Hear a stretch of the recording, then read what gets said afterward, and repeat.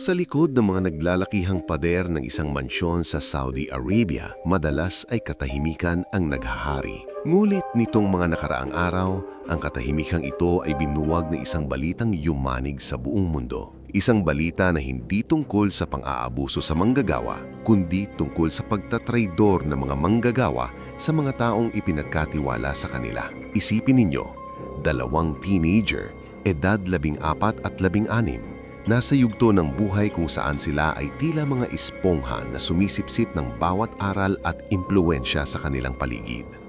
Ang kanilang mga magulang dahil sa malaking tiwala ay ipinaubaya ang gabay at pag-aalaga sa 2 Pinay na yaya. Ngunit ang hindi nila alam, sa loob ng mga silid na daat ay lugar ng pahinga, isang madilim at malaswang bagay ang itinuturo. Isang aralin na hindi dapat matutuhan ng nasa mga kabataan, kundi dahil sa emosyon ng naghahari na tila bang walang makakapagpipigil kaya nahulog sa malalaswang gawain at ang masama ay sa mga taong ipinagkatiwala pa sa kanila. Ito ang kwento ng pagkalason ng murang isipan at ang malubhang hatol na naghihintay sa mga salarin. Bago pa man nangyari ang lahat ng mga yon, may mga kababayan tayong mga OFW sa Saudi Arabia nagtrabaho upang may maibigay na magandang bukas para sa sariling pamilya na nakaranas ng matinding lungkot, pangungulila at pagtitiis na hindi kayang tumbasan kahit nino man. Sa likod ng mga ito, 2 kababayan natin ang naging usap-usapan sa mundo ng social media at naging viral. Ang 2 OFW na ito ay nakasanayan na kasi nilang mag-video para i-post sa kanilang mga social media account, lalo na kapag tapos na ang kanilang mga gawain bilang yaya. May 2 itong mga alagang batang Arabo na pinagkatiwala sa mga magulang sa kanila. Isang pagkakataon na isipan nila na isama ang kanilang mga alaga sa kanilang content sa Facebook kasi napamahal na rin naman ito sa kanila, sa tingin nila okay lang naman lahat. Nagkaroon kasi sila ng maraming views sa mga videos na pinopost nila at dito sila nakumbinsi na gagawa pa ng kakaibang content para naman maraming manood sa kanila at para naman maibsan ang pangungulila nila sa kanilang mga pamilya dito sa Pilipinas. Ito lang kasi ang libangan nila. Kasi naman napakahirap malayo sa pamilya, lalo na sa ating mga anak. Ginagawa ang lahat para lang mabigyan ng magandang kinabukasan ng kanilang pamilya, kaya pumasok sila bilang OFW sa Saudi Arabia at umaasang maihahon sa kahirapan ang kanilang bawat pamilya. Ang 2 kababayan nating OFW ay tawagin na lang natin sa pangalan na Elena at Mila, hindi nila tunay na pangalan. Si Elena ay mag-6 na taon na siya sa kanyang mga amo, habang si Mila naman ay mag-5 taon na din, kaya ang mga batang Arabo ay napapalapit na din talaga sa kanila na para bang tunay na din nilang mga anak ang mga ito. Kaya itinuring na ding bahagi na sila ng pamilya sa isang mayamang pamilya sa Saudi Arabia na tila bang lahat-lahat ng kailangan nila ay meron na. At ang mga batang kanilang inaalagaan ay itinuring na rin silang parang magulang pagkat simula bata pa ay ang 2 Pinay na ang nag-aalaga nito hanggang sa lumaki at naging 14 at 16 na taong gulang na. Ang mga magulang ng mga batang Arabo ay sobrang laki na ng tiwala nila sa taong pinagkakatiwalaan nila sa kanilang mga anak, kaya naging kampante na ang mag-asawa. Likas na kasi sa ating mga Pilipino ang pagiging maalaga at maasikaso. Sa loob ng mahabang panahon, sila ang naging kanang-kamay ng mga magulang sa pagpapalaki sa 2 batang Arabo. Ngunit sa likod ng mga masasayang larawan sa social media, may nabubuong isang mapanganib na ugnayan. Hanggang dumating ang pagkakataon na tila bang isang panaginip lang, ngunit ito na pala ang maglalaglag sa kanila mula sa isang tamis na pangarap tungo sa mapait at pinakamadilim nilang buhay. At dito na, ginamit ng 2 OFW ang kanilang posisyon upang makuha ang loob ng mga teenager, bunga na rin ng pangungulila nila sa kanilang mga asawa dito sa Pilipinas at isang kombinasyon ng nag-aalabang emosyon na nagdadala sa kanila sa isang nabubuong krimen na nagpapatigil sa takbo sa kanilang mga pangarap para sa kanilang pamilya at isang pangyayari na habang buhay nilang pagsisisihan. Dito kasi, sana ay puno ng kaligayahan para sa 2 OFW sa pagitan ng kanilang mga alaga na naglalaro at turuan ng mga mabuting bagay, ay iba palang kaligayahan ang itinuturo kung paano daw makapunta sa heaven.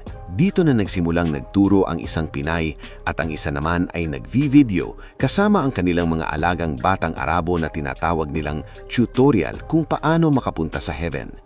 Halip na tamang asal ang ituro, hindi kundi unti-unti nilang ipinakilala sa mga bata ang mga gawaing pangmatanda o gawaing mag-asawa.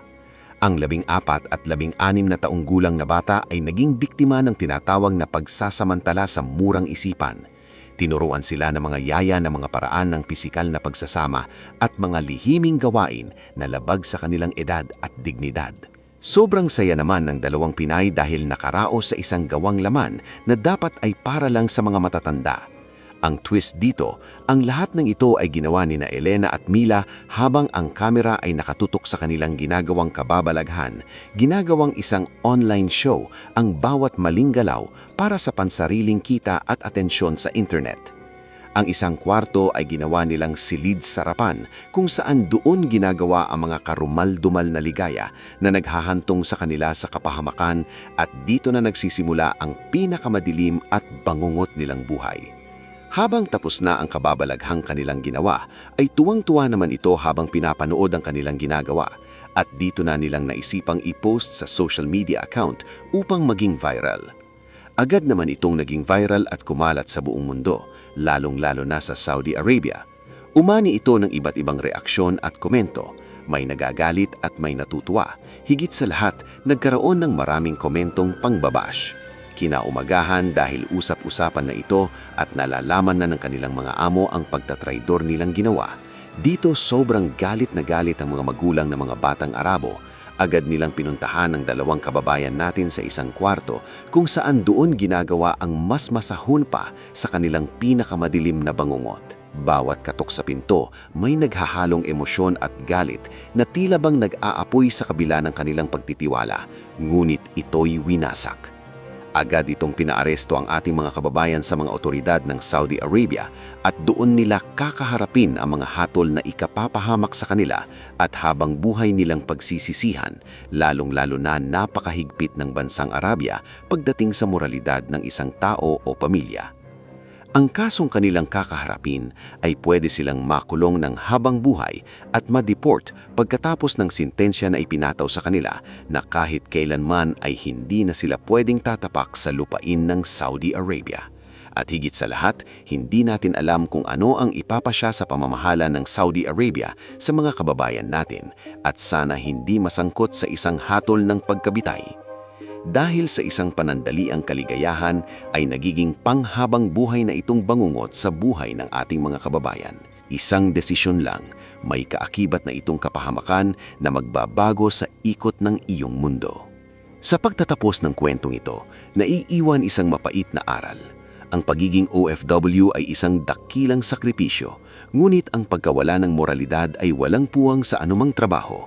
Ang dalawang teenager na Arabo ay kailangan pang sumailalim sa mahabang taon ng rehabilitasyon upang muling maitama ang kanilang pananaw sa mundo. Ang kwentong ito ay isang babala rin sa bawat manggagawa at bawat magulang. Ang teknolohiya ay isang bintana, ngulit huwag hayaan na ito ang maging pintuan ng kasamaan sa loob ng inyong tahanan. Ang tiwala ay madaling mawasak, ngunit ang katauhan ng isang bata ay mas mahirap buuwing muli kapag ito ay nadungisan na. Ang lalong mapait, dala mo ang pangalan ng ating bansa.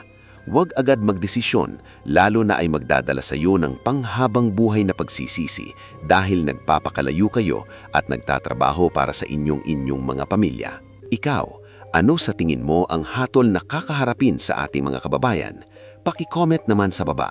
At kung nagustuhan mo lang video na ito, huwag kalimutang mag-like, share at mag-subscribe na rin at paki-hit ang notification bell upang lagi kayong updated sa susunod nating video. Maraming salamat po.